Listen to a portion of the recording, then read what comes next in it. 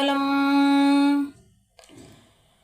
நேசம் நிறைந்த உள்ளத்தால் நீலம் நிறைந்த மணிகண்டத்து ஈசனடியார் பெருமையினை எல்லா உயிரும் தொலையெடுத்து தேசம் உய்ய திருத்தொண்ட தொகை மண்மணித்த திருவாளன் வாசமலர் மென்கலல் வணங்க வந்த பிறப்பை வணங்குவாம்.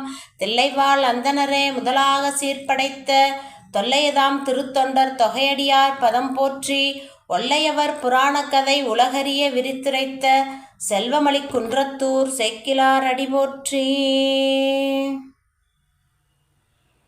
சிற்றம்பலம்.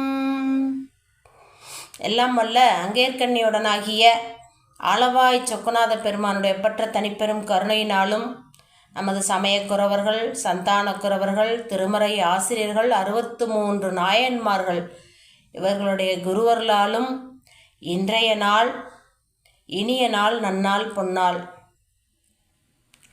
களர்ச்சத்தி வரிஞ்செயர்கோன் அடியாருக்கும் அடியேன் என்று நம்பி ஆரூரர் திருத்தொண்ட தொகையிலே குறிப்பிடப்பெற்ற நாயனார் நம்மளுடைய சத்தி நாயனார்.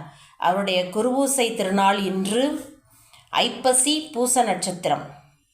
இந்த நல்ல நாளிலே குருவர்களாலும் திருவருளாலும் அவருடைய அருள் வரலாற்றை நாம் சிந்திக்க இருக்கின்றோம். சத்தி நாயனார் செய்த தொண்டு மிகப்பெரிய தொண்டு.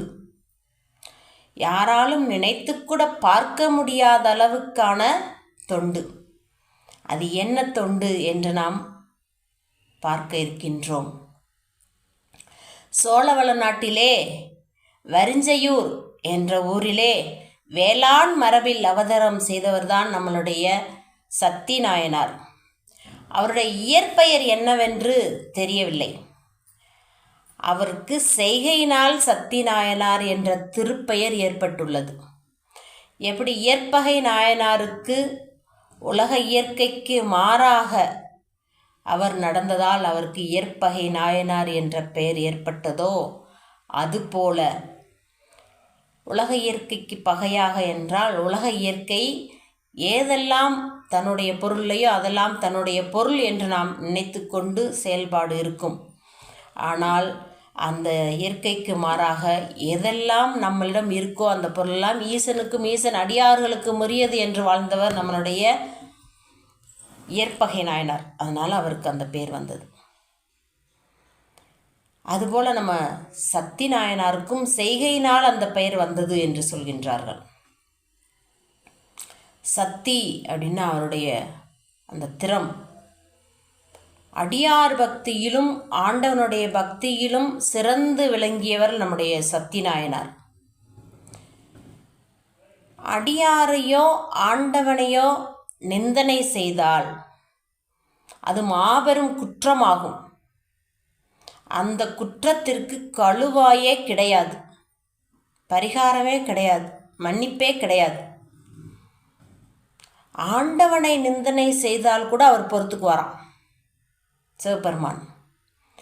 ஆனால் அவருடைய அடியாரை நிந்தனை செய்தால் ஒரு காலம் பொறுத்து கொள்ளவே மாட்டார்.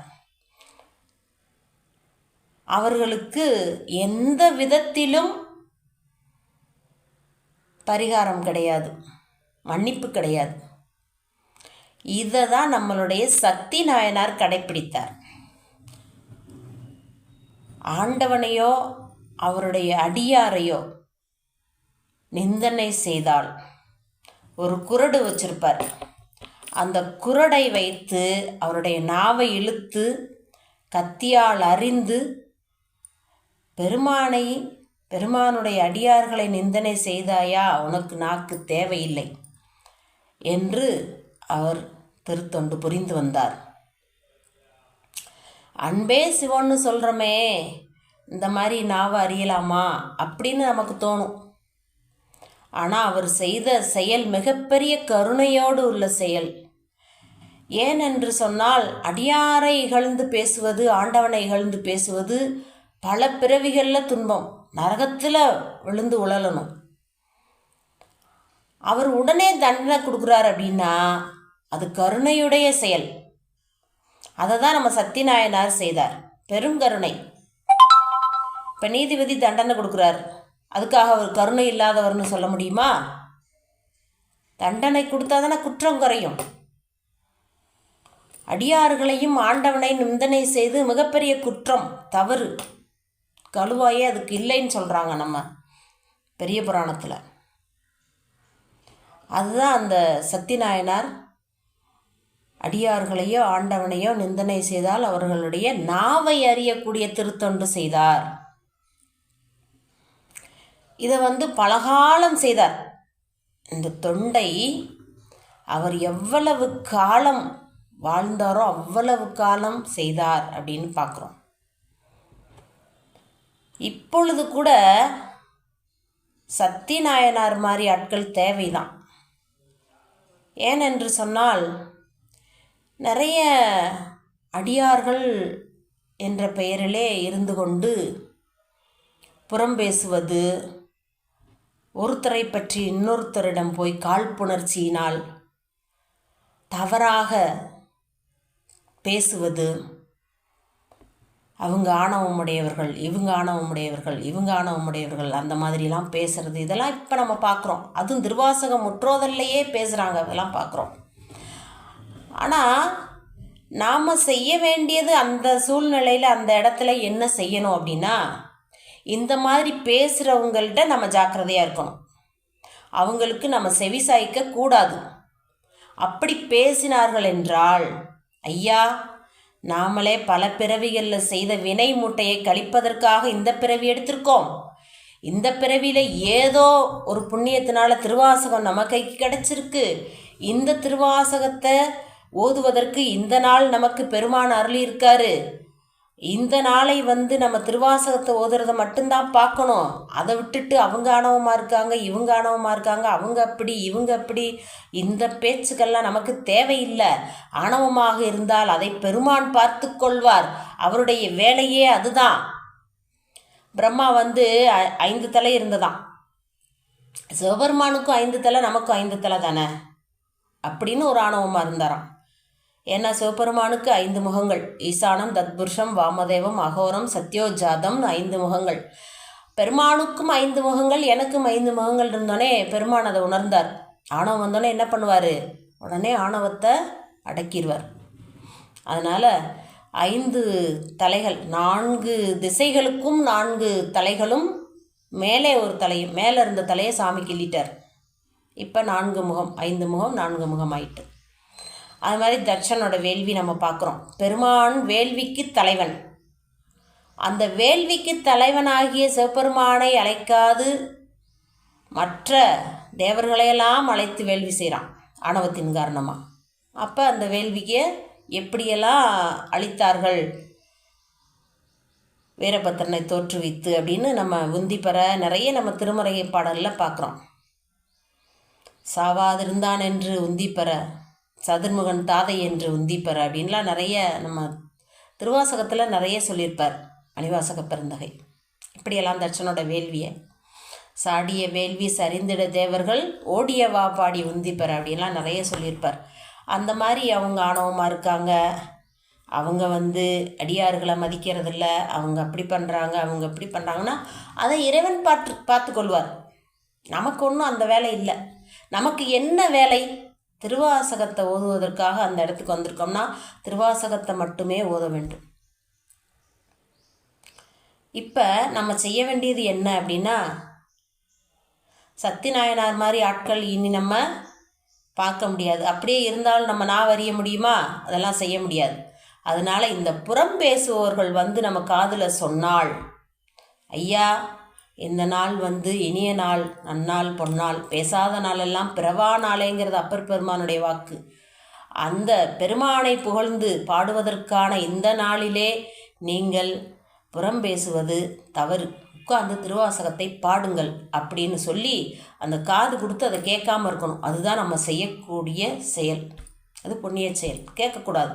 ஏன்னா பேசுகிறவங்களுக்கு பாவம் வரும், கேட்குறவங்களுக்கும் அந்த பாவம் வரும்.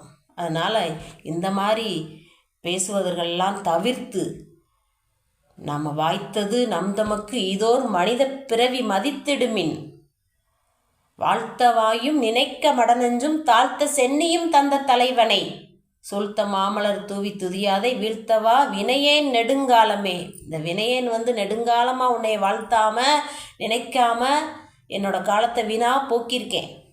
இப்போ அது கிடைத்திருக்கு. அந்த காலத்தை நம்ம எப்படியெல்லாம் வாழ்த்தணும்? பெருமான தலையே நீ வணங்காய், வாயே வாழ்த்து கண்டாய், கண்கால் காண்மிங்களோ, கைகால் குப்பித்தொழிர், நெஞ்சே நீனையாய் சொல்கிறார்ல. கால்களால் பயனன் எல்லாம் அங்கமாலையில் சொல்கிறார் சாமி.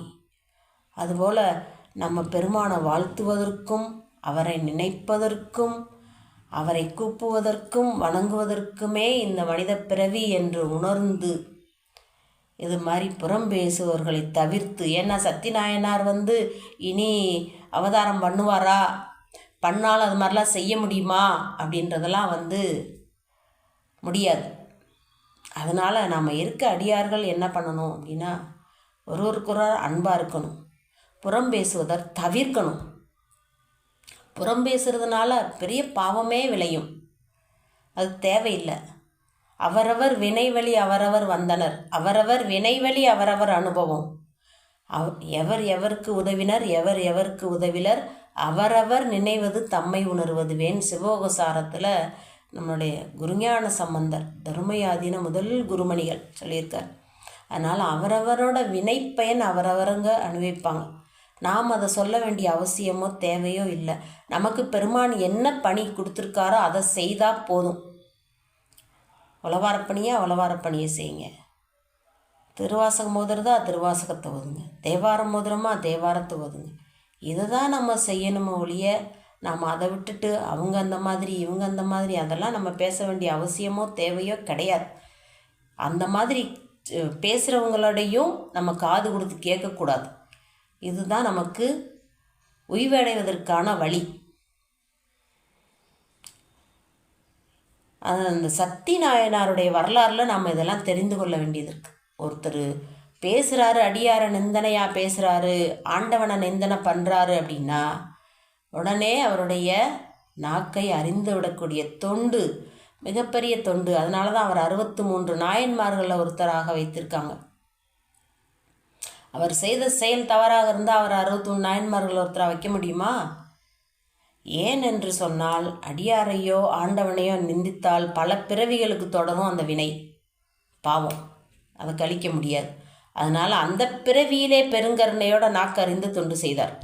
வினை கழிந்தது, அவ்வினைக்கு இவ்வினையாம் என்று சொல்லும் அக்தறிவீர்.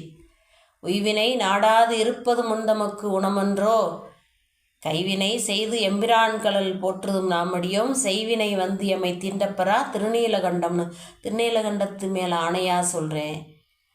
இந்த செய்வினை அதுதான் வாக்கால், மனதால், காயத்தால் 3 நாளையும் செய்யக்கூடிய வினை. இதை பல பிறவிகளில் கழிக்கணும் நாம்.